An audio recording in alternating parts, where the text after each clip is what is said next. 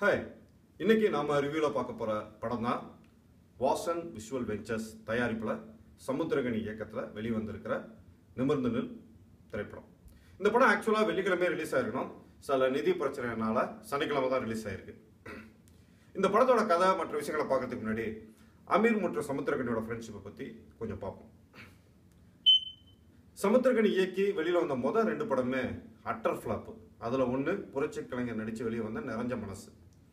2 படமே ஊத்திக்கிட்டதுனால என்னடா பண்றது அப்படின்னு அவர் யோசிச்சுட்டு இருக்கிறப்ப தான் அமீர் கூப்பிட்டு பருத்தி வீரர்கள் அசிஸ்டன்ட் டைரக்டர் சான்ஸ் கொடுத்து கொஞ்ச நாள் அவர் இண்டஸ்ட்ரியில் தாக்கு பிடிக்கிற மாதிரி வச்சிருந்தாரு. அதுக்கு பிறகு அவர் வெளியில வந்து நாடோடிகள், போராளி இதெல்லாம் இயக்கி வெளியே வந்து இண்டஸ்ட்ரியில் சமுத்திரகனிக்கு ஒரு நல்ல பேரும் கிடைச்சிது. ஸோ இது எதுக்கு சொல்றேன்னா, அவங்க 2 பேரும் அவ்வளோ ஃப்ரெண்ட்ஸ் அப்படிங்கிறதுக்கு தான். அவங்க 2 பேருக்கும் ஜெயரவி மேலே என்ன காண்டோ தெரில. ஒரு நாள் அமீர் ஃபோனை போட்டு ஃப்ரீயாக இருக்கியா மச்சான் அப்படின்னு கேட்டிருக்காரு. ஏன்டா? இல்லை, என்கிட்ட அடிமை ஒருத்தன் சிக்கியிருக்கான், எவ்வளோ அடித்தாலும் தாங்குவான் போல இருக்கு, நீ ஃப்ரீயாக இருந்தால் சொல்லு, நான் அடிச்சுட்டு உனக்கு அனுப்பிச்சி வைக்கிறேன்னு. அவரு இல்லை, ஒரு புது படத்தில் பிஸியாக இருக்கேன், அப்புறம் வேணா அனுப்பிச்சி கொடு அப்படி.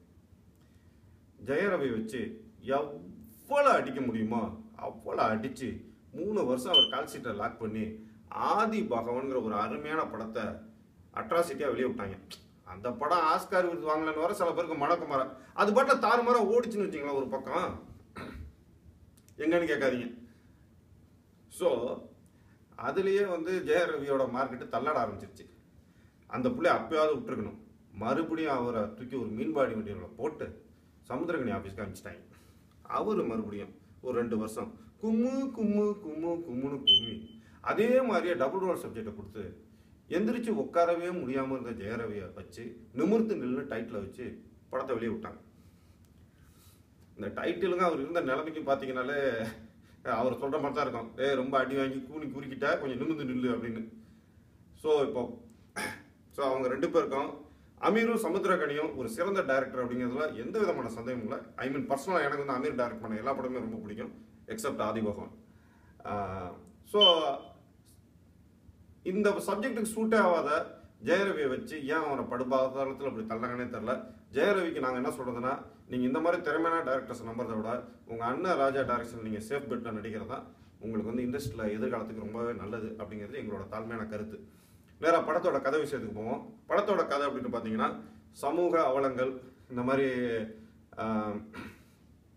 கவர்மெண்ட் ஆஃபீஸஸில் நடக்கிற அக்கிரமங்களை தோல் உரிச்சு கட்டுற படம் தான் நிமிர்ந்து நில். ஸோ ஃபர்ஸ்ட் ஹாஃபில் வந்து ஜெயரவி உணர்ச்சி பூர்வமாக நடிச்சிருக்காரு, நல்லாவே வந்திருக்கு அவருக்கு.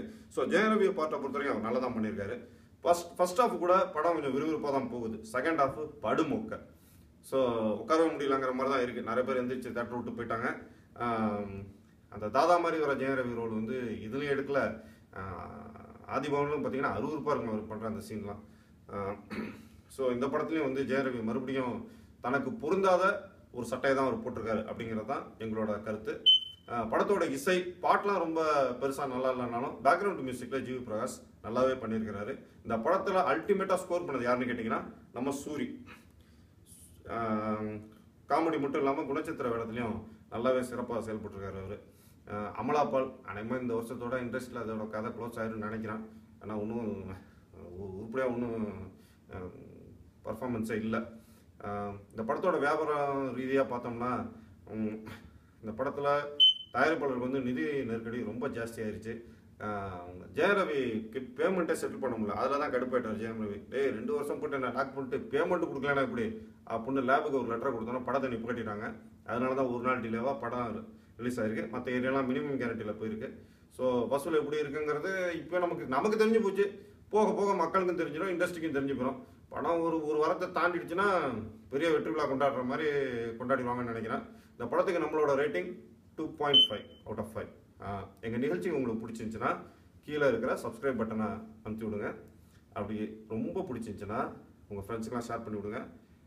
இந்த விசில் சவுண்டு ஒன்று கேட்குது, அது எங்கள் ஏரியாவில் தான் பிரச்சனை. அடுத்த வாரம் கண்டிப்பாக ஃபிக்ஸ் பண்ணிடுறேன். நன்றி.